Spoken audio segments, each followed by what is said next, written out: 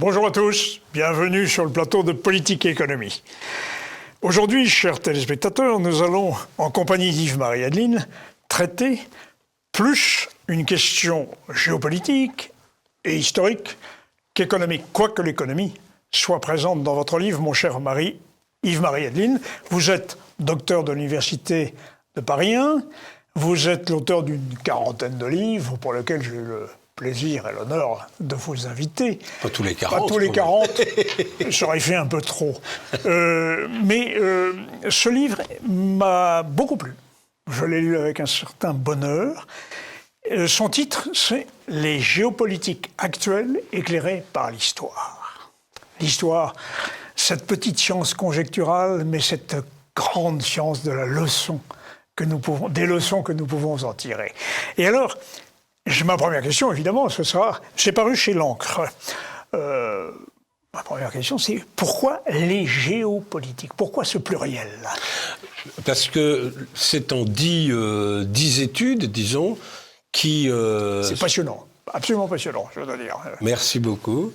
Et qui sont consacrés à des théâtres qui n'ont pas forcément tous de rapport les uns avec les autres. En effet. Et donc, j'ai voulu parler des géopolitiques consacrées aussi bien à la Chine qu'à l'Inde, qu'au Pakistan, qu'à l'Europe centrale aujourd'hui dans le contexte de la guerre en Ukraine, qu'au Proche-Orient avec la guerre israélo-palestinienne, etc., etc. Donc, c'est comme ça que j'ai été conduit à envisager des géopolitiques au pluriel. C'est intéressant parce que la géopolitique, vous savez, c'est l'usage vulgaire, si je puis dire, du terme, est assez récent.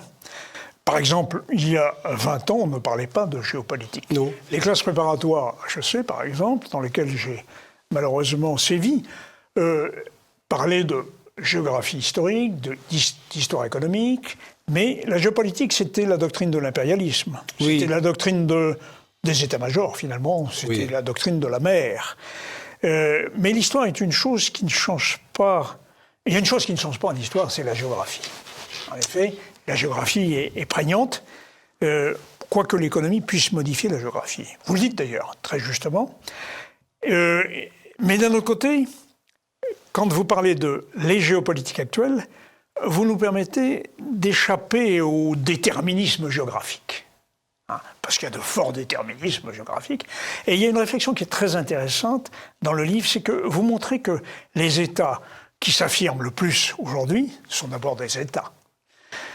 Et ensuite, que, contrairement à un mythe un peu répandu, que les jeunes États sont promis à un avenir radieux, comme les États-Unis par exemple. Oui, c'est la seule exception, voilà. Alors que ce sont de vieux États, bien sûr. La Chine, l'Inde, le Pakistan, etc., etc. Le Pakistan, j'en dirais pas autant. Non, le Pakistan, c'est une aberration. Alors, nous allons en votre compagnie parcourir le monde. Oui. Nous allons être beaucoup sur le Sud global, le fameux Sud global, les fameux BRICS. Mais c'est très intéressant. C'est très intéressant. Et je ne saurais trop recommander à nos téléspectateurs, nos étudiants aussi, de lire votre livre parce qu'il se lit très facilement et pourtant c'est bourré de références, bourré d'informations, notamment d'informations historiques très significatives pour comprendre le présent. Et la permanence d'un certain nombre de traits propres à ces pays. Alors l'Inde, commençons par dans l'ordre de votre livre, l'Inde, c'est quand même extraordinaire, cette prolifération religieuse, linguistique. Vous savez très très bien la décrire. Très très bien la décrire. Et vous dites qu'elle est hantée par le rêve de son unité. N'est-ce pas? C'est ça. C'est l'idée centrale, je crois. Tout au long de sa longue histoire, elle a connu des périodes de regroupement, des périodes d'empire, en fait, des périodes impériales. Les Mauryas, par exemple. Les Mauryas, par exemple, mais il y en a eu d'autres. Et les Moghols, pas trop? Les Moghols, quand même, disons la moitié nord, mais les Anglais ont réussi à constituer un vaste empire qui, effectivement, va jusqu'à la côte sud extrême.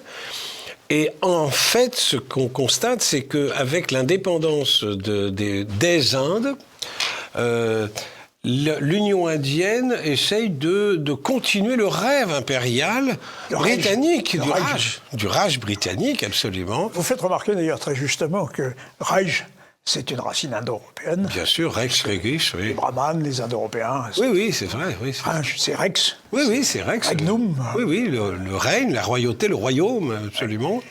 Sauf que, il y a une parenthèse quand même, le parti du Congrès, les Gandhi, n'étaient pas tellement sur l'unité.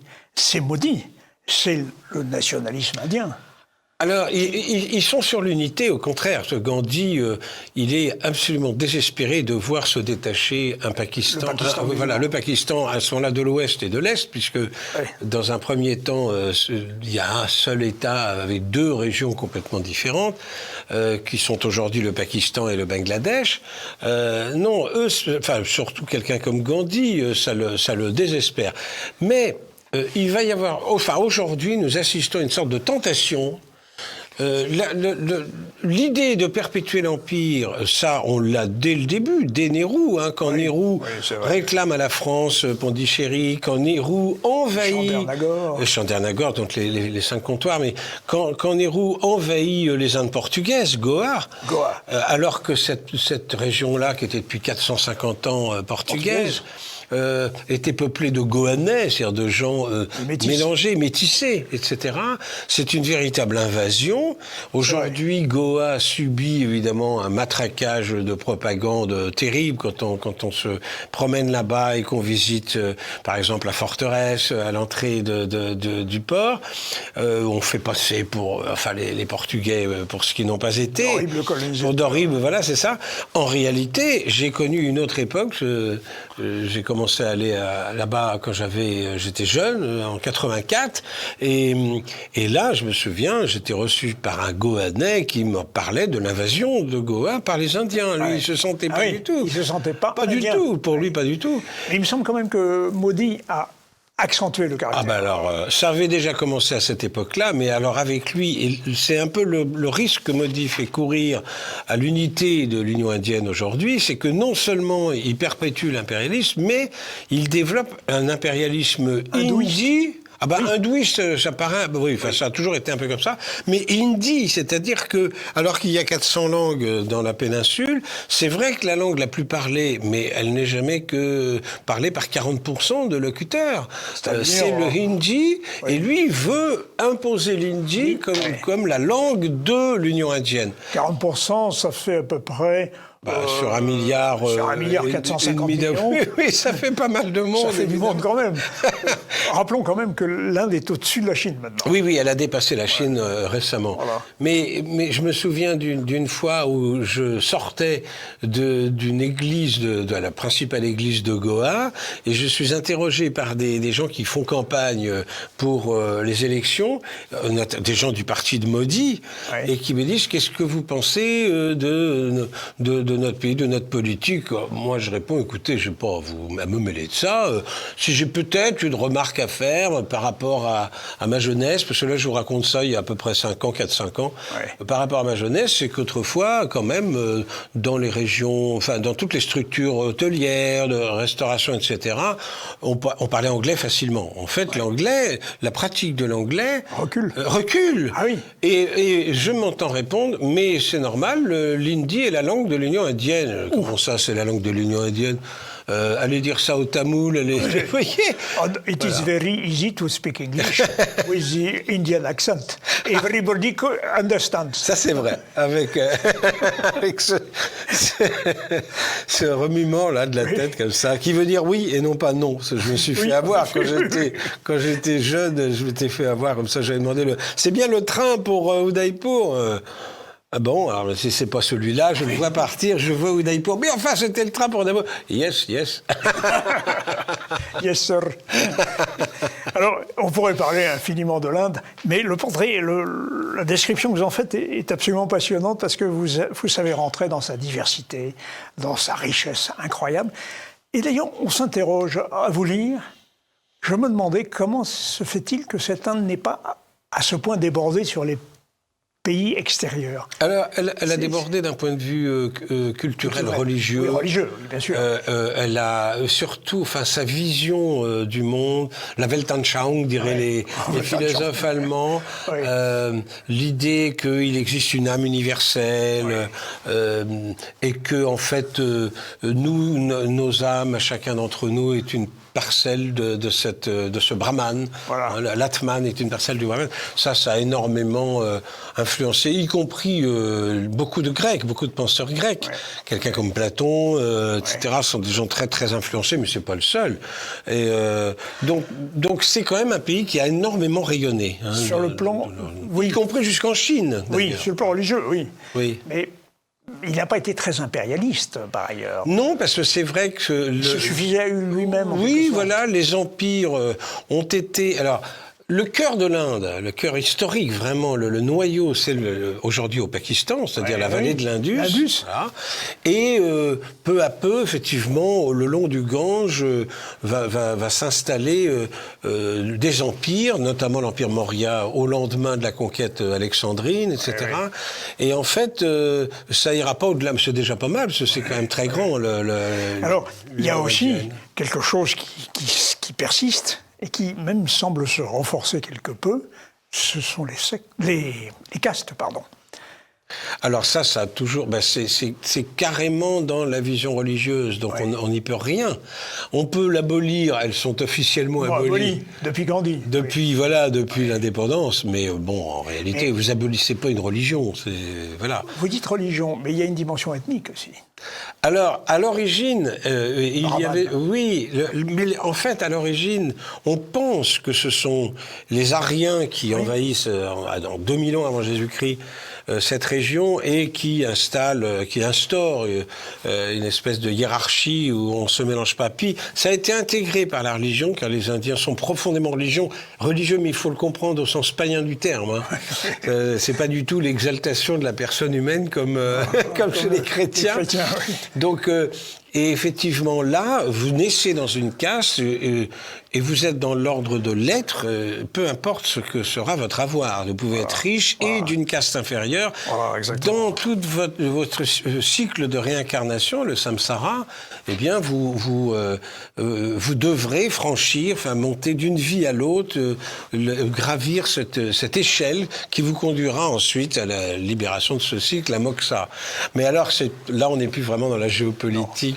Mais on vous lit avec passion parce que c'est riche, c'est varié. Alors, on franchit la frontière vers l'ouest et on arrive sur l'Indus, qui a donné son nom à l'Inde, mais on est au Pakistan. Et là, vous dites un pays constamment envahi.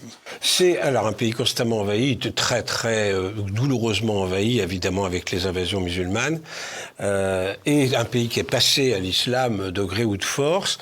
Et alors là, on revient à la géopolitique, si vous le voulez bien. Sûrement. Je ne prête pas une vie très longue à ce Pakistan, parce qu'en fait, c'est un pays qui ne vit que sur une communauté de foi, une communauté religieuse, mais qui est vraiment constituée de briques et de brocs. Déjà, le mot Pakistan est un mot qu'on trouvait, hein, donc c'est un mot fabriqué par notamment... c'est pas lui, mais Jinnah l'a repris. C'est pas lui qui l'invente. C'est pas exactement lui. Jinnah, c'est le conducteur. C'est le père de la nation pakistanaise. Voilà, c'est le père de la nation pakistanaise. Qui rompt avec, évidemment, les Indiens dans une guerre épouvantable. Oui, alors... D'ailleurs, votre bouquin nous rappelle que l'homme, c'est toujours la guerre. La politique et la géopolitique, c'est toujours la guerre. Et on a l'impression que la modernité n'y change rien. Non, sauf matériellement. Oui, sauf que la modernité rend plus efficace les massacres. Mais sinon... Oui. C'est l'impression que j'ai reçue en lisant votre livre. Oui. Parce que, on ira tout à l'heure en Europe centrale, Alors, sur le Pakistan, encore un mot, parce qu'il faut que nous parcourions tous les pays que vous évoquez. Oui. Sur le Pakistan, il faut rappeler qu'Alexandre, il est arrivé. Oui. Et qu'on a découvert assez récemment une très ancienne civilisation de Mohenjo-Daro. Oui, la situation de l'Indus. Et on découvre qu'à cette époque-là, c'est le seul endroit des Indes où il y a vraiment une civilisation. Voilà. Donc en fait, le berceau de l'Inde, et c'est ça qui évidemment rend maudit furieux, où les hindous, parce qu'ils se sentent volés par les musulmans, ils se sentent arrachés, disons, enfin, leurs racines ont été captées, disons, par les musulmans, mais ces musulmans sont des Indiens. Oui, bien sûr. Ils sont vraiment de race indienne, d'ethnie indienne. Même les Pashtuns. Mais bien sûr, même eux. Ouais. Et alors évidemment, les hindous se disent, qu'est-ce que c'est que ces Pakistanais qui divisent notre nation, et ce qui explique que Modi développe un hindouisme très offensif, même si naturellement à notre époque la quasi-totalité des attentats, des massacres, en fait, soit le fait des musulmans. Hein, oui, mais parce qu'il y a encore quelque chose comme 200 millions de musulmans en Inde, dans la République indienne. Oui, ça fait drôle de... C'est un État fédéral d'ailleurs, il faut le rappeler. Oui. Et ça fait drôle de dire ça, parce que c'est une minorité. Oui, mais une minorité qui fait 200 millions de Voilà, c'est ça. Et puis alors, il y a évidemment le Bangladesh, après la guerre de 71, la séparation, donc, avec du Pakistan oriental, qui était un non-sens... Bien sûr, c'était aberrant, c'était... Des milliers de kilomètres les séparaient, la langue n'était pas la même. Aucune continuité territoriale. Il n'y avait rien, oui, bien sûr, ça pouvait pas... On pourrait rester sur cette Inde et ce Pakistan, sur le sous-continent indien, pendant des heures, parce qu'il est d'une richesse incomparable et passionnante. Disons qu'on peut retenir deux choses de mon bouquin. Je n'exclus pas que l'Union indienne éclate un jour, parce que l'Inde n'a connu que quelques périodes d'unification territoriale, et je n'exclus pas du tout qu'un jour, notamment contre cette agressivité de la langue hindi, enfin cet impérialisme à la Modi, j'exclus pas qu'un jour ceux du Sud, par exemple, reprennent leur indépendance, comme les Tamouls. La plupart du temps, ils ont été indépendants du Nord. Ce sont des Dravidiens. En plus, ce sont des Dravidiens, c'est ça. Des Noirs asiatiques. Voilà, c'est ça. Voilà.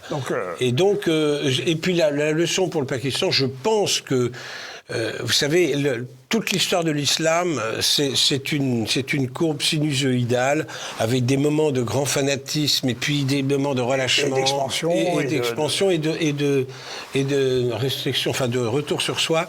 Et je pense qu'un jour, le Pakistan éclatera, parce qu'il n'y a qu'une seule réalité, véritablement, c'est la réalité nationale. Par-delà les adhésions religieuses. Or, il n'y a pas de nation pakistanaise. Mais non, c'est ça le problème. Alors, cher Yves-Marie Adeline, les géopolitiques actuelles éclairées par l'histoire. Promenez-vous dans le livre, vous serez passionné. Nous allons franchir, si vous voulez bien, l'Himalaya, tout simplement. Vous voyez, la simplicité, et nous passons au Tibet et en Chine. Alors là, la Chine, après des siècles d'effacement, voilà que la Chine s'est éveillée. Tout le monde croit que c'est perfide quand la Chine s'éveillera, mais pas du tout. C'est Bonaparte. C'est Napoléon, Bonaparte, oui. Alors, là aussi, c'est intéressant de voir que, vous le dites dans votre livre, la Chine est centripète. Oui. C'est-à-dire qu'elle se concentre sur elle-même, même si elle a fait payer tribut aux États périphériques quand même. C'est pas un pays impérialiste au sens occidental ou musulman, justement. Au contraire, ils ont beaucoup trop de mépris pour les peuples qui les environnent. Pour les envahir. Voilà, c'est-à-dire que nous ne sommes pas dignes d'être régis par l'empereur de Chine. Donc il y a l'Empire du Milieu, avec quelques pays qui ont le privilège d'être vassalisés, et puis le reste, c'est la barbarie. Voilà. Alors évidemment, c'est une vision complètement absurde, mais c'est comme ça qu'ils voient les choses. Mais pas complètement injustifiée quand on voit la splendeur de la civilisation chinoise. Oui, mais quand les Portugais arriveront du bout du monde et qu'ils seront regardés comme à Macao, par exemple, et qu'ils seront regardés comme des barbares, là, quelque chose d'absurde. C'est-à-dire que les Chinois étaient incapables de faire le chemin inverse eux-mêmes. Oui, c'est vrai. Ils voient arriver des créatures du bout du monde qui viennent s'imposer à eux, qui sont beaucoup plus avancés techniquement, etc. Mais ils continuent à les considérer comme des barbares. Donc, c'est là où on voit le côté vain toute la vanité est là, d'ailleurs. Alors, il y a aussi un trait qu'il faut souligner, qu'il faut répéter, c'est banal, mais c'est l'homogénéité ethnique. Oui. C'est exactement le contraire de l'Inde. Oui. Le Han, c'est 90%. 80%. Oui, c'est ça, oui. Et en cela, c'est quand même, on peut parler de nation chinoise. Oui, c'est ça. Et puis, effectivement, c'est un pays qui se suffit à lui-même de ce point de vue, là, démographiquement. Il fait suffisamment d'enfants. Alors en ce moment, il est entré dans une... Vous avez vu les projections ? Oui. Nous aurons une Chine à 800 millions d'habitants. Voilà. C'est rien du tout. Oui, c'est rien du tout. Enfin, pour nous qui sommes 54 millions de Français, un peu plus quand même, 14 millions d'étrangers, disons, de remplaçants. Oui. Mais nous sommes 54 millions. C'est vrai. Mais... c'est extraordinaire, cette histoire démographique de la Chine depuis les années 50, puisque les démographes avaient dit à Mao, attention, la population explose, malgré les massacres la première moitié du XXe siècle, la guerre civile, c'était épouvantable. Les communistes chinois étaient persuadés que la population déclinait. Pas du tout. Les démographes leur montrent ça, et vous savez ce qui est arrivé aux démographes ? Et on leur a coupé la tête, comme on fait en Chine. Parce qu'ils avaient dit que la Chine allait croître de façon considérable et allait doubler sa population en une génération, ce qui s'est passé. Oui, bien sûr. Voilà. C'est assez... c'est risqué d'être démographe en Chine sur Mao. Bon. Disons que là où la Chine devient dangereuse, c'est qu'elle rêve, aujourd'hui, elle estime qu'elle est entrée dans la Renaissance, dans sa Renaissance. Donc, l'époque actuelle est appelée très officiellement en Chine l'époque de la Renaissance chinoise. Ce qui est quand même vrai. Mais ce qui est vrai, tout à fait. Et donc, il y a des régions qu'elle aimerait bien pouvoir récupérer, qui étaient les régions qu'elle occupait du temps de la dernière dynastie. Et malheureusement, dans ces régions-là, il y a aujourd'hui des Russes. Voilà, c'est ça. Alors, il y a Taïwan, évidemment. La dernière dynastie était elle-même étrangère, oui. Mais j'aimerais bien traverser l'Amour. Oui, voilà.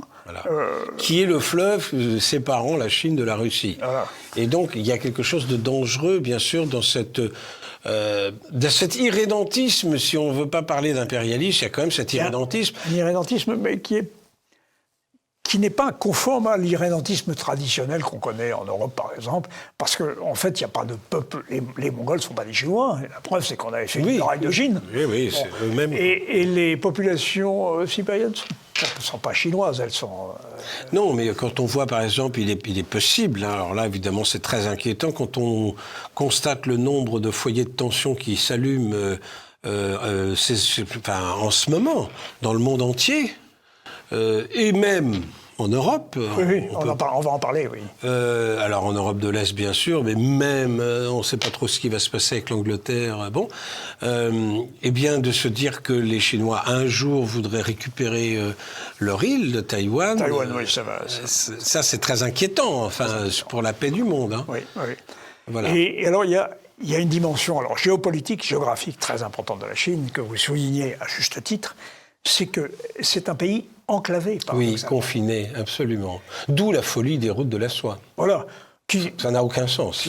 Qui sont d'un coût exorbitant et d'une efficacité très modeste. Oui, parce que l'idée des routes de la soie, c'est de remplacer la route maritime par la route terrestre. Ça présente deux énormes inconvénients. Il n'y a rien qui peut remplacer en volume le commerce maritime, le transport maritime. Et surtout, quand vous êtes sur les mers, vous êtes chez personne, donc vous êtes toujours chez vous, à part les eaux territoriales. Les zones d'exclusivité maritime. Les zones d'exclusivité économique, les ADE, mais... tandis que quand vous êtes sur la terre, vous êtes toujours chez quelqu'un, et en l'occurrence chez quelqu'un d'autre. Et donc, non seulement en volume, le commerce continental chinois n'arrivera jamais à égaler un commerce maritime, mais en plus de ça, il faudrait transiter par un tas de pays avec lesquels il faudrait constamment s'entendre et être d'accord, ce qui vous interdit de dire non, par exemple, à qui que ce soit. Voilà. Excusez-moi. Il faut signaler aussi que la mer de Chine n'est pas une mer profonde. Par exemple, les sous-marins ne peuvent pas se... Absolument, les sous-marins, dans certains, au détroit de la Sonde, par exemple, il y a il y a une dizaine de mètres de profondeur. Et quant au reste, il ne faut pas oublier que dans l'ancien monde, ce qu'on appelle l'ancien monde, c'est avant la déglaciation, tout ça, c'était des plaines. Oui. Donc, on n'est pas du tout au niveau des fosses maritimes. Non, les fosses sont de l'autre côté du Japon. Voilà, de l'autre côté, absolument.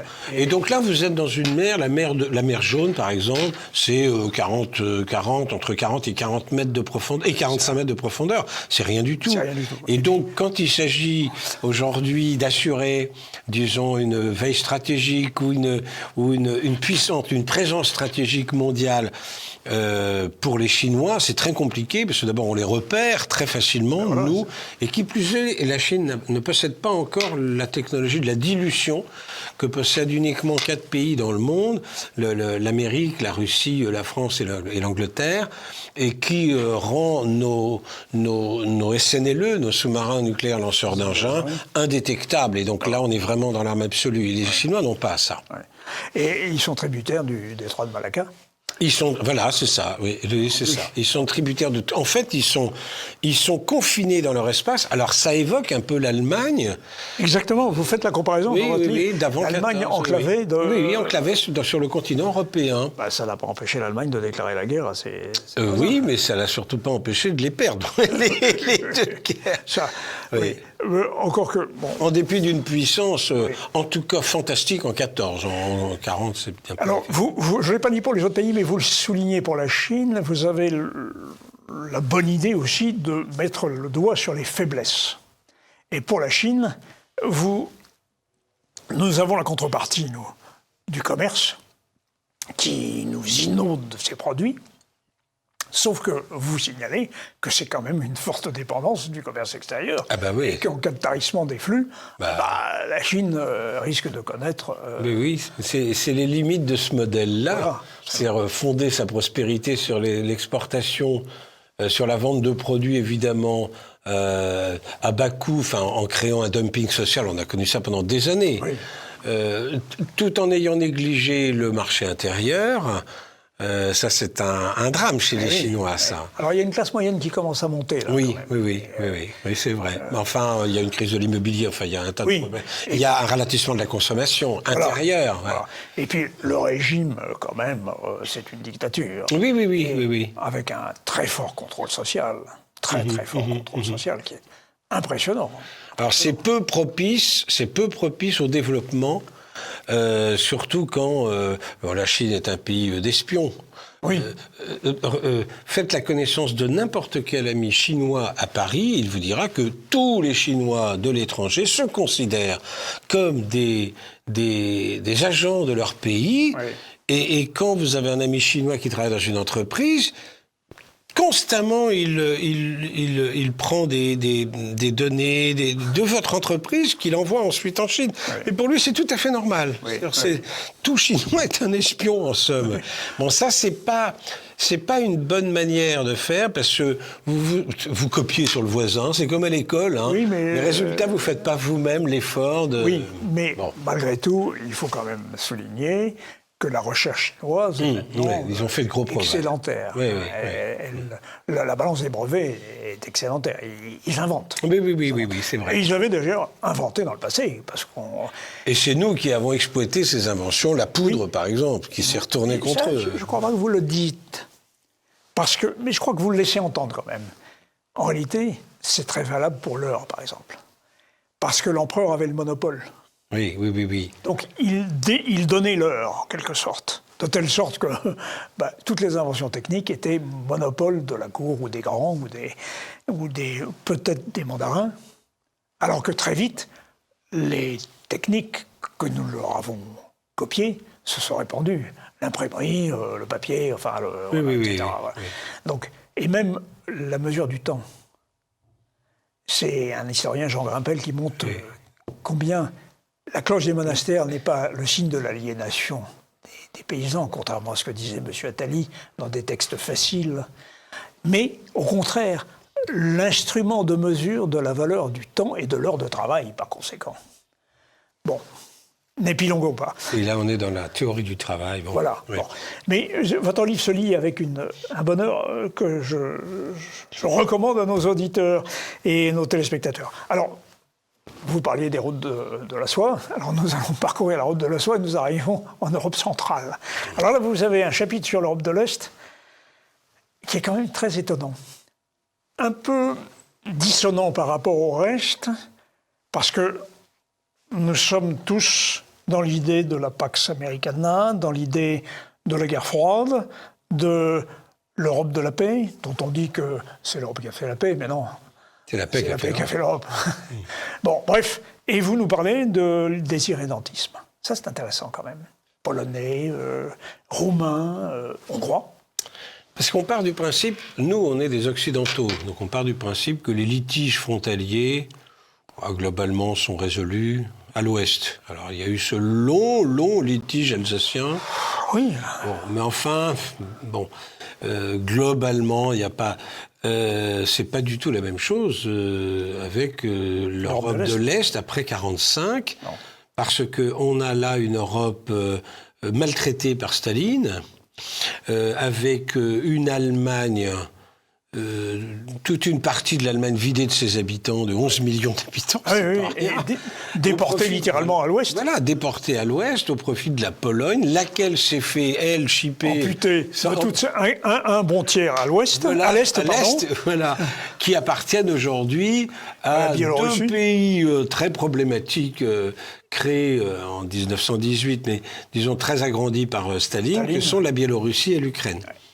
Et là, il y a aussi, alors on est en plein dedans avec la guerre en Ukraine, je ne comprendrai jamais pourquoi M. Poutine a dit que l'Ukraine était une création de Lénine. C'est pas vrai du tout. L'Ukraine est une création de l'Allemagne impériale, victorieuse de la Russie, au traité de Brest-Litovsk. Voilà, c'est ça. Oui, bien entendu. Et donc, elle crée une ceinture d'États tampons, l'Allemagne impériale, qui n'est pas encore vaincue, crée une ceinture d'États tampons entre elle et la Russie bolchevisée, devenue bolchevique, avec, alors les pays baltes, ce qui peut s'entendre, la Biélorussie, on peut prédire qu'un jour ou l'autre s'opposera une question biélorusse, qu'elle sera russe. Et puis cette Ukraine qui est déjà très compliquée. Alors évidemment, c'est une affaire pour les Allemands qui ont énormément souffert du blocus maritime britannique, notamment l'année 1917 a été surnommée par eux l'année de la faim, FAIM. Oui. Et c'est en partie ce qui a fait, ce qui explique la demande d'armistice allemande. Oui, mais toute l'année 18, l'Allemagne va profiter des terres à blé de l'Ukraine. On dit toujours l'Ukraine, c'est le grenier à blé de l'Europe. C'est pas faux. Mais c'est pas faux. Déjà, la Rada, c'est-à-dire l'Assemblée nationale, est ingouvernable parce qu'il y a les vrais Ukrainiens, si on peut dire, et puis il y a les Russes du Donbass, le bassin du Don, où a commencé la révolution industrielle russe, c'est le Donbass. Voilà. Alors, avec Petrograd aussi. Alors, ça pose... Saint-Pétersbourg, disons. Oui, pardon. Et après, il y a aussi une différence sociologique très importante, c'est-à-dire que les Ukrainiens sont donc des paysans, donc des propriétaires, les fameux koulaks, tandis que les habitants du Donbass, ce sont des prolétaires, donc des gens qui n'ont rien, qui sont des ouvriers, et qui croient bien sûr aux promesses du communisme en 1917-18. Et donc, eux, ce sont des gens qui font revenir Lénine après la défaite, alors là, de l'Allemagne à la fin 1918, 11 novembre, et on arrivera à cette catastrophe avec Staline, quand Staline, ne parvenant pas à convaincre les paysans de donner leurs terres à l'État, organisera l'Holodomor, cette catastrophe qui fait 5 millions de morts en organisant la famine. Mais ça, les autres Ukrainiens, les prétendus Ukrainiens qui sont des Russes, en fait... Les ouvriers ils ont pas salariés. Du tout... Pour eux, ils n'ont pas du tout ressenti ça. Donc il y a déjà un passé qui n'est pas le même, mais on va instaurer artificiellement cette Ukraine, qu'en plus on va augmenter de toute cette partie qui était autrefois austro-hongroise, Lemberg, qui deviendra Lvov à la Pologne, aujourd'hui Lviv, et une autre partie donnée à la Biélorussie. Tout ça, c'est des conquêtes de 1939 de Staline, et puis ça va rester en place après la guerre. Alors, comme on est dans un pays totalitaire, l'URSS, rien ne bouge jusqu'à ce que l'URSS tombe, et à ce moment-là reviennent ces questions. Voilà. Elles n'étaient pas évacuées. Elles ne sont pas évacuées, c'est ça qui est... Et puis à l'ouest, évidemment, la Pologne a été dominante sur toute la partie occidentale de l'Ukraine. C'était la Pologne. Bien sûr, c'était la Pologne. Et elle a quelques convoitises. Elle se souvient, c'est pas très vieux, que Lviv s'appelait Lvov, par exemple. Évidemment, elle se souvient. Alors, c'est la Galicie, Volhynie, tout ça. C'est vrai que les Polonais ont tendance à considérer ces gens-là un peu comme des gens de seconde zone. N'empêche qu'elle était chez elle. Ouais. Et sans parler du Moyen-Âge, où elle a été largement chez elle. Donc... Qu'est-ce qui peut se passer? Évidemment, le plus inquiétant serait que l'Allemagne, elle, réclame par exemple Königsberg. La Silésie. Alors la Silésie, d'où elle a été chassée. Au Königsberg. Avec Breslau qui est devenu Wrocław. Oui. Je sais, la première fois que je suis passé, j'ai franchi la frontière entre l'Allemagne de l'Est puisqu'elle existait encore, et la Pologne. Je suis rentré dans une ville qui s'appelait Görlitz. Oui, voilà. Vous franchissez la Neisse et vous arriviez à Zgorzelec.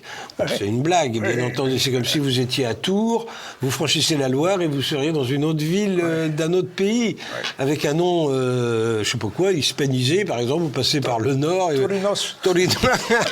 Donc c'est un peu ça. Est-ce que tout ça va durer indéfiniment? Je ne sais pas. Est-ce que les Allemands vont oublier que Kaliningrad s'appelait Königsberg, la ville de Kant, c'est quand même pas rien. La ville des Teutoniques. Des chevaliers teutoniques. Voilà. Et de la Hanse.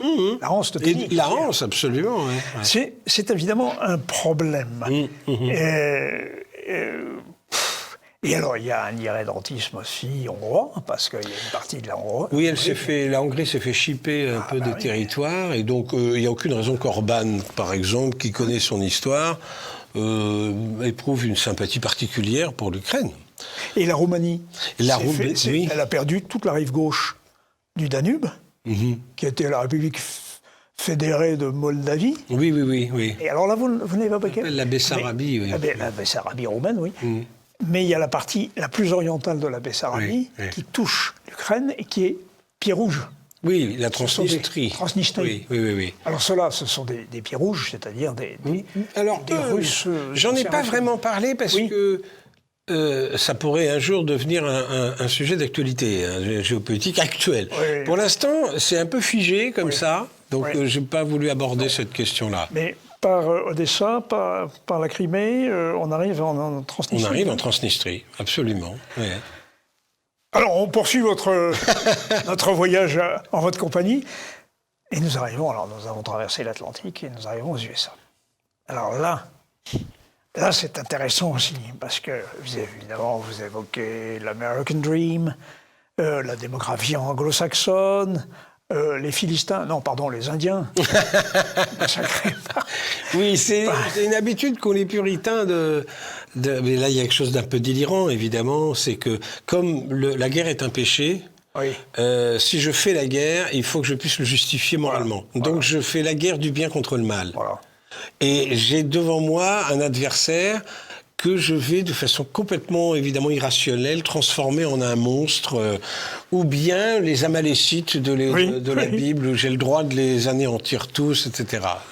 Mais c'était déjà le cas pendant la guerre de 7 ans, où la France était très présente en Amérique du Nord, et les Anglais nous surnommaient les Amalécites. Ça les aidait à nous massacrer. Absolument, oui. Ouais. Alors, pour les États-Unis, il y a beaucoup de choses. Vous évoquez, évidemment, la guerre de sécession. Et nous avons raison en France de parler de guerre de sécession. Mais les Américains parlent de guerre civile. Oui. Civil War. Ce qui est un mensonge. C'est un mensonge, évidemment. Bien sûr. Pourquoi c'est un mensonge? Mais comme ce sont les vainqueurs qui écrivent l'histoire et qui refusent l'idée qu'il puisse y avoir une sécession. Et donc, eux parlent de guerre civile, Civil War. Mais en réalité, les États du Sud, quelle que soit leur raison, qui étaient largement des raisons économiques d'ailleurs, qui étaient touchantes à leur structure, notamment le fait qu'il était indispensable pour eux d'avoir un commerce libre, donc un libre-échange. Ils étaient libre-échangistes. Voilà. Les horribles sudistes étaient libre-échangistes. Libre-échangistes. Les gentils Yankees étaient protectionnistes. Mais pour des raisons qui se comprennent, la révolution industrielle, il fallait la protéger dans le Nord, et donc il faisait déjà du Trump dans le Nord, c'est-à-dire qu'il fallait protéger le développement de l'outil industriel dans le Nord. Alors que dans le Sud, au contraire, il fallait concurrencer le coton des Indes britanniques, et donc au contraire, on était libre-échangiste. Le tabac, Voilà. Alors après, il y a eu l'affaire, bien sûr, de l'esclavage, mais d'un point de vue, disons, de l'esprit fondateur des États-Unis, les États du Sud étaient en droit de sortir. Voilà. C'est ça qu'ils disaient. Voilà. Et donc, eux ont considéré ils étaient sécessionnistes, ils se séparaient, et ça leur a été refusé. Donc aujourd'hui, on dit la guerre civile, mais c'est pas une guerre civile. Plus problématique est l'Amérique d'aujourd'hui dans ces maladies. J'allais y venir, parce que vous publiez des cartes. Alors, l'Est et l'Ouest, les deux liserés démocrates, qui sont progressistes, oui, voilà, c'est ça, wokistes, et puis alors l'énorme masse centrale. Oui, c'est ça, ça, c'est... Avec deux Amériques différentes. D'abord, il n'y a pas de nation américaine, là non plus. C'est un peu comme la comparaison n'est pas raison, mais ça fait un peu penser au Pakistan. C'est la seule chose qui les unisse, c'est la démocratie, qui est de la religion moderne, disons, occidentale. Et sauf que, on est un peu comme chez les catholiques et les protestants, parce que on voit très bien deux partie quasiment égale de la population américaine, c'est parce qu'elles sont quasiment égales que c'est dangereux pour le pays, qui ont deux conceptions complètement opposées de la démocratie. C'est-à-dire que les bidénois ou les wokistes d'aujourd'hui se réclament de la démocratie, et les trumpistes se réclament de la démocratie. Donc en fait, ils utilisent les mêmes mots qu'ils s'envoient à la figure, alors qu'ils ont deux interprétations totalement opposées. Et ça, évidemment, c'est grave. Et on a bien vu les choses. La victoire de Trump, en fait, ne résout pas totalement le problème. On a bien vu avec l'assassinat de Charles Kirk, bien sûr. Et je suis pas certain que ce qui a été présenté par le camp trumpiste, à savoir on est vraiment dans un tournant, the turn point, je suis pas certain que, au contraire d'ailleurs, les démocrates ont applaudi à tout rompre l'assassinat de Charlie Kirk. C'est le principe d'une guerre civile. Il y a d'autres principes, c'est quand on n'est pas capable d'articuler des phrases. On voit bien dans certaines manifestations, d'ailleurs aux États-Unis, des gens qui se contentent de hurler, c'est-à-dire qu'ils peuvent même plus prononcer des phrases. On voit des espèces d'hystériques qui se comportent en fait comme des bêtes, c'est-à-dire qui c'est pas qu'elles aboient, mais elles hurlent, vous voyez, comme. Je crois que vous ça, c'est des signes. Un mot qui est, à un moment, vous parlez de nation illusoire. Oui. Alors, oui, parce que les États-Unis ont cru pouvoir créer une nation par le melting pot. Oui. Et cette illusion a duré longtemps. Et en fait, ça marche pas. Quoi qu'on pense des empires, quoi qu'on pense quand on fait de l'histoire, la seule chose qui vraiment se maintienne constamment, c'est la nation. C'est le socle national. C'est ce qui fait que la Chine est moins en danger de ce point de vue-là. Parce qu'il y a vraiment une nation chinoise. Les États-Unis, je ne sais pas, la preuve que non en tout cas. D'ailleurs, ils rêvent, ils courent après leur nation. Oui. Depuis toujours. Par l'intermédiaire de... Alors, parce qu'ils ont la puissance. Oui, bien sûr. T'as l'axocratie. Le dollar. Oui. Non, mais même en 1915, quand ils sortent ce film qui s'appelle Naissance d'une nation, on voit bien qu'il y a déjà ce rêve. Et c'est pour ça que Wilson aime beaucoup ce film-là. Et en fait, on n'atteint jamais la nation. On n'arrive jamais à la nation. Alors, eux le disent. Ils peuvent être même très patriotes, etc. Oui, absolument. Il n'empêche qu'il n'y a pas de nation américaine. Et puis alors, il y a ce phénomène très curieux que vous évoquez, c'est les guerres, non pas victorieuses, mais durables. qui sont peut-être un moyen de perdurer, d'ailleurs. Alors, le principe de la guerre américaine, c'est la guerre perpétuelle. Voilà. On se fiche complètement de savoir si elle doit être gagnée ou perdue. D'ailleurs, elles sont toutes perdues depuis 1945. Oui. Mais c'est pas grave. Ça, c'est le président sortant, Eisenhower, qui avait alerté ses compatriotes, et personne n'a compris ce qu'il voulait dire sur le moment, sur l'émergence de ce qu'il appelait le complexe militaro-industriel. Oui. L'essentiel pour l'Amérique, pour ce complexe-là, c'est d'obtenir des commandes. Voilà. Et on va rester 22 ans ou 20 ans, je ne sais plus, en Afghanistan. Peu importe qu'on ait perdu la guerre d'Afghanistan. On a vendu des armes à l'État, enfin aux États-Unis, qui évidemment entretiennent leur endettement de cette manière-là. En même temps, le fait qu'ils aient 700 milliards ou 800 milliards de budget militaire, c'est évidemment sans aucune comparaison nulle part dans le monde, et certainement pas la Russie, parce qu'on dit toujours la Russie. Très en dessous. C'est d'abord. Eh bien,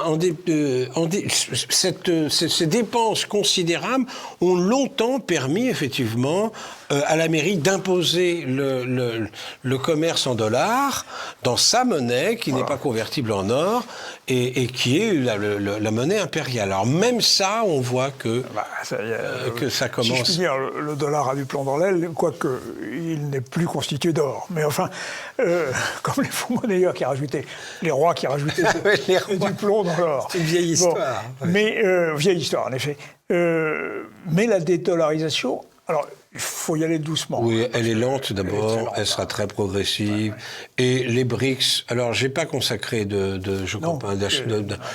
écoutez, si on compare l'Empire américain, auquel nous appartenons, nous, avec les BRICS... Comme vassaux. Comme vassaux, naturellement. L'Europe, disons, sont les marges de l'Empire. Nous sommes le doigt sur la couture du pantalon. Alors on est très embêtés parce que la politique impériale semble être mise en cause très difficilement par Trump, qui voudrait revenir à une politique, on va dire, nationale, intérieure, quoi, parce qu'il se rend bien compte que l'Empire ruine son pays, et notamment sa production. Mais il n'empêche que les BRICS ont des contradictions internes qui sont tellement fortes que moi j'imagine pas du tout...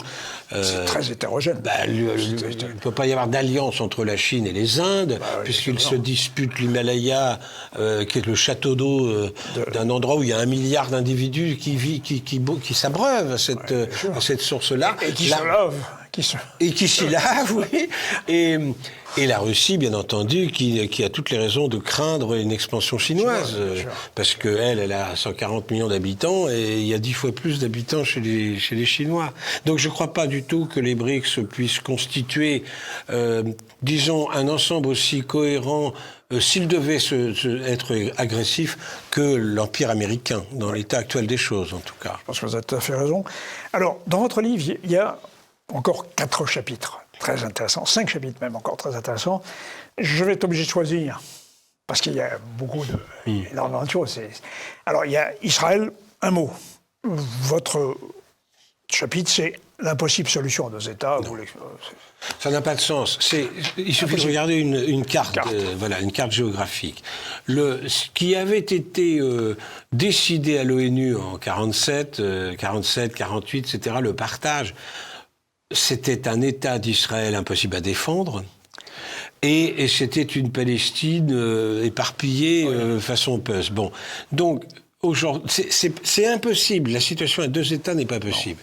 Donc il y a soit un massacre de tous les Palestiniens au profit d'un État d'Israël, soit un massacre de tous les Israéliens au profit de cet État palestinien sur lequel on pourrait revenir, soit une cohabitation, j'allais dire à la sud-africaine, vous voyez ce que je veux dire, type Mandela. Oui, mais... Sauf que on est dans une guerre qui est passée d'une guerre nationaliste à une guerre religieuse. C'est ça. Alors ça, c'est pas possible. Quand on pense que l'islam revendique Jérusalem, l'islam revendique sa descendance d'Abraham, puisque Ismaël est le fils aîné d'Abraham, et que Isaac n'est jamais que le fils cadet. Là, on est dans des représentations... Mais Ismaël est le fils de l'esclave. Oui, bien sûr, mais regardez... Car Abraham était polygame. Oui, bien sûr, mais regardez oui, tout ça, ça passe. Oui. N'oubliez pas que les musulmans, pour eux, l'Aïd el-Kébir, qui est le Kippour des Juifs, puisqu'en fait leurs deux religions se ressemblent énormément. C'est pas Isaac, c'est Ismaël qui devait être sacrifié par Abraham, vous voyez. Voilà. Donc il y a vraiment une revendication, peu importe qu'elle soit rationnelle ou pas, peu importe qu'elle soit vraie ou fausse. On est vraiment rentré dans une sorte de radicalisation de cette guerre qui la rend insoluble avant longtemps. Alors, regardez le Fatah, c'est-à-dire à l'époque où le mouvement palestinien était politique, purement politique, avec un Yasser Arafat qui allait même à la messe de minuit à Bethléem, absolument, qui avait épousé une chrétienne, etc.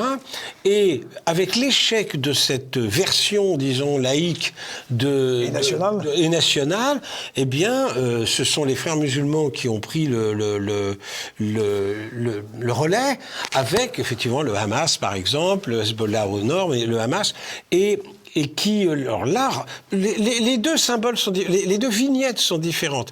Vous avez, dans le Fatah, vous avez une mitraillette avec Vive la Révolution, enfin, le langage, disons, hérité de la lutte anticoloniale, et dans le Hamas, vous avez La ilaha illallah, Mohammed Rasulallah, il n'y a qu'un Dieu, etc., et Mahomet est son prophète. Donc vous avez vraiment une guerre de religion.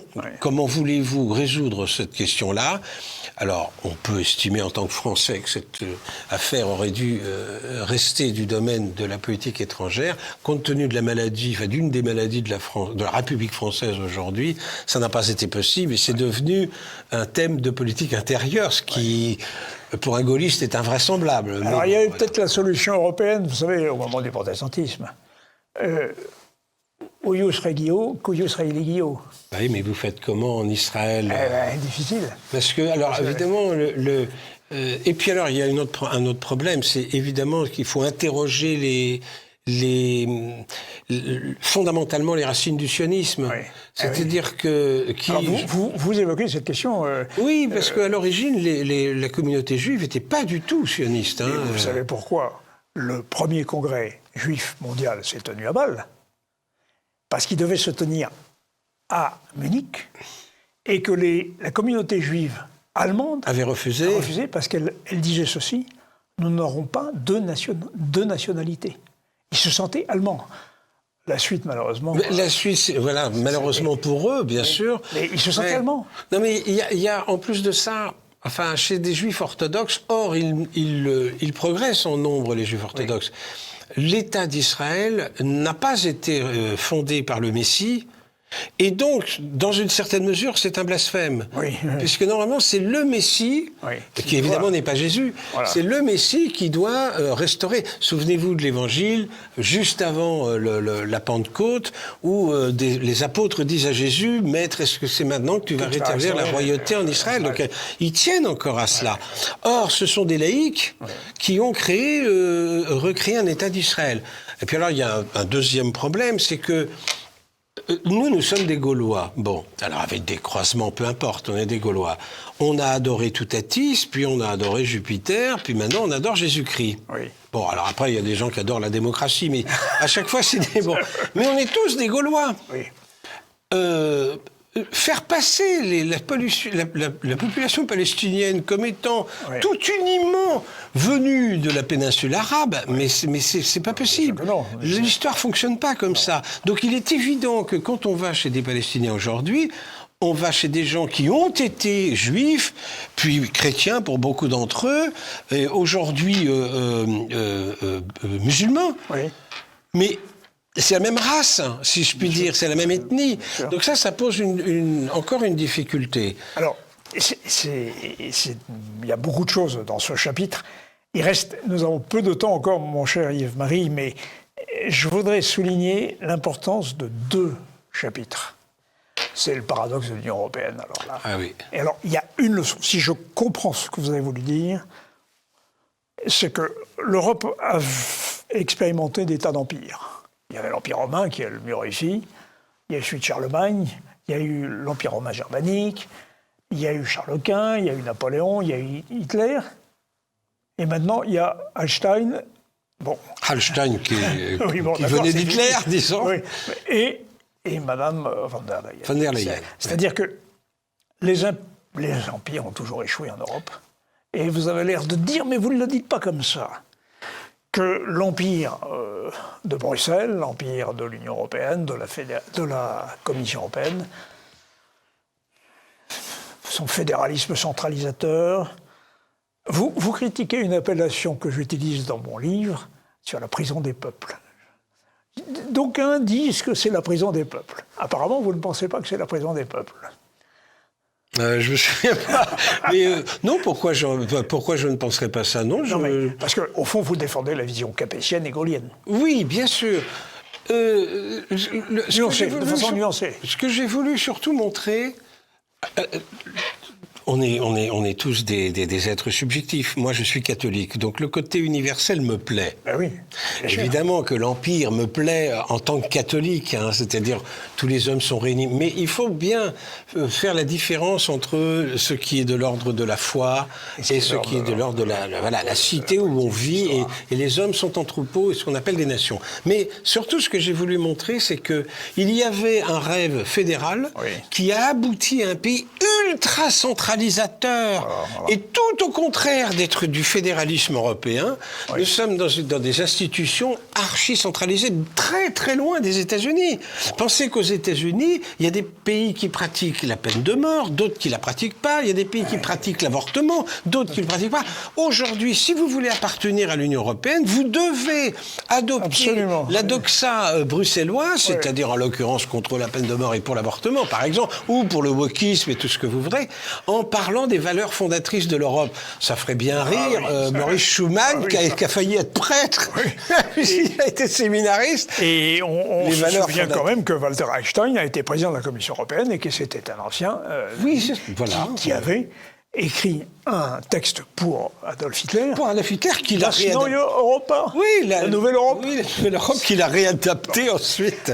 Et il y a un chapitre qui est passionnant, très intéressant, très révisionniste, au sens où il revient sur l'histoire telle qu'elle est faite, c'est évidemment l'Europe face au ressentiment de l'Afrique noire. Ah oui. Ça, ce chapitre est essentiel.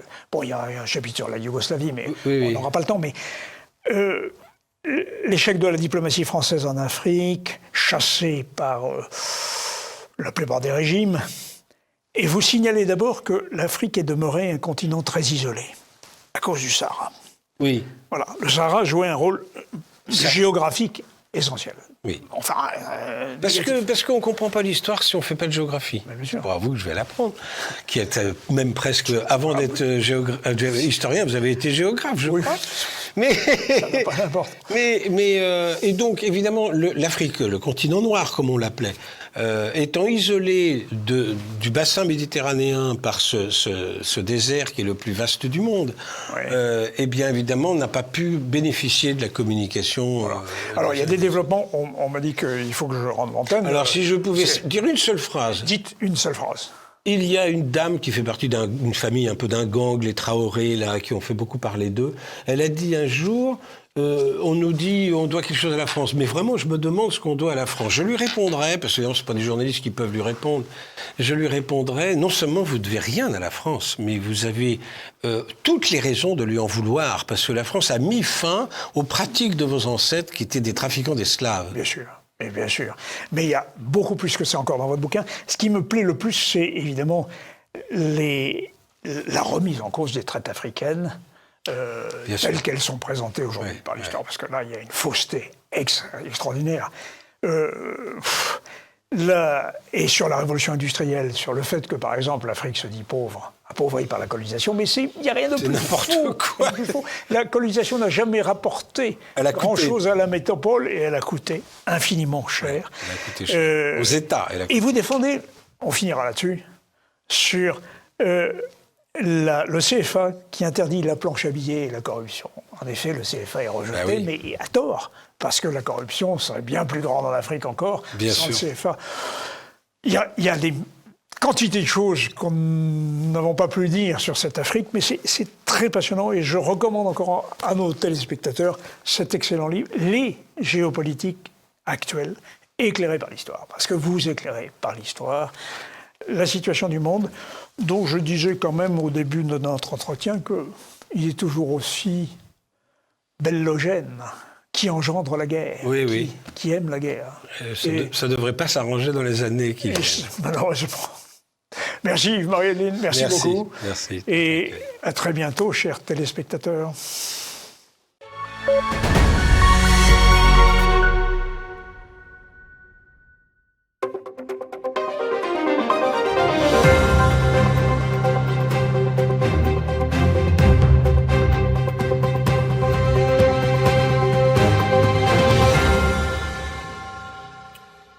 Bonjour et bienvenue pour cette synthèse hebdomadaire de l'actualité économique, géopolitique, on va dire aujourd'hui très politique, en mode affranchi.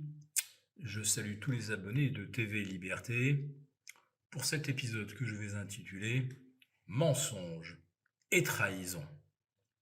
Je sais que le titre n'est pas d'une très grande originalité, mais après l'épisode du rejet des motions de censure du 16 octobre dernier, il faut évidemment faire un petit peu le point, puisque c'est une véritable boucherie fiscale qui vient d'être validée avec une excuse qui va, je pense, laisser les Français dans une colère terrible lorsqu'ils vont découvrir que la suspension de l'application d'allongement des carrières, donc ce qu'on appelle la loi retraite, quand la suspension va se trouver suspendue peut-être parce que retoquée par le Sénat, suspendue plus que probablement par le Conseil constitutionnel, à qui il n'échappera pas que la suspension est ce qu'on appelle un cavalier budgétaire, autrement dit une mesure qui court-circuite le projet de loi de finances 2026, qui est lui-même une boucherie fiscale qui n'épargnera personne et pas les plus modestes. Et c'est ce projet de budget 2026 qui ressemble beaucoup à 2025 qui avait causé la chute du gouvernement Barnier, car à l'époque, les socialistes qualifiaient bien sûr de boucherie fiscale ce projet d'économie et de hausse d'impôts, mais surtout, c'était l'année blanche qui ne passait pas. Alors, sous Barnier, l'année blanche, c'était inacceptable. Sous Macron, après 3 premiers ministres, là, ça redevient une solution qui rétablit la démocratie. Mais oui, il n'y aura plus de 49-3. On va pouvoir reprendre le débat démocratique. Mais qui l'avait enterré, le débat démocratique? Et avec la complicité de qui? Oh, ça alors! Avec la complicité des socialistes, qui représentent encore 70 députés, alors qu'ils ne pèsent que 1,76% des intentions de vote. Là, c'est quasiment du miracle. Enfin, surtout de voir que la boucherie fiscale qui va toucher tous les Français a été rendue possible par des calculs politiques du PS pour sauver leur siège, évidemment. Alors voilà, qu'est-ce que cela va coûter aux Français? À commencer par les plus modestes. Tiens, les étudiants, ils vont perdre entre 50 et 150 euros d'APL par an. 1 300 000 personnes en situation de handicap vont voir le coût de leurs frais de santé amputé par les hausses des forfaits médicaments, transports médicaux, etc. 1,8 million d'allocataires du RSA avec une année blanche vont perdre une partie du peu de pouvoir d'achat qu'ils ont. 13 millions de familles vont voir baisser leurs allocations familiales en termes de pouvoir d'achat.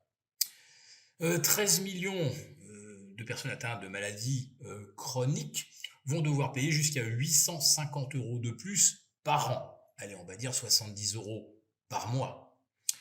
17 millions de retraités vont également voir leur pouvoir d'achat chuter, puisque leurs retraites ne seront pas revalorisées. Mais en plus, on va supprimer le fameux abattement de 10% pour le remplacer par un abattement forfaitaire de 2 000 €.